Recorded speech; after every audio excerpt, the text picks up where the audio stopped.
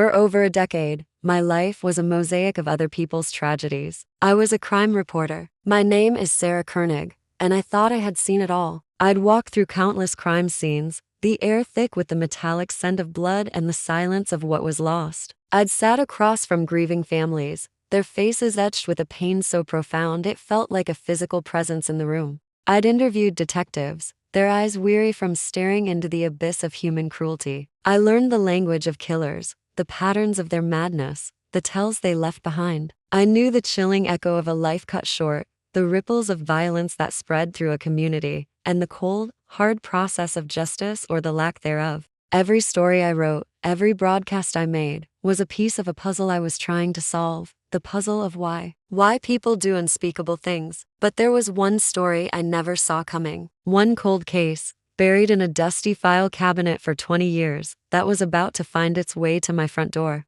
It was a case I thought I knew, a name I'd heard whispered in the newsroom years ago, a ghost from the city's past. A young woman found in the woods, her story left unfinished. We had all reported on it, filed it away as another unsolved mystery, another tragedy that time had swallowed. I moved on. The city moved on, but the case hadn't. It was waiting. It all started with a single, anonymous email. Just 3 words. You should know. Attached was a faded, pixelated photograph, a crime scene photo. I'd seen thousands, but this one made the breath catch in my throat. There was something horribly familiar about the victim's necklace, a small silver locket. A locket identical to the one my mother had lost years ago. A locket she never spoke about. Coincidence? I told myself. In my line of work, you learn to dismiss coincidence. But this feeling, it was different. It was a cold dread that started in the pit of my stomach and spread through my veins. The more I dug, the more the lines blurred. The line between reporter and subject, between the past and the present, between the truth I was chasing and the secrets my own family had kept buried.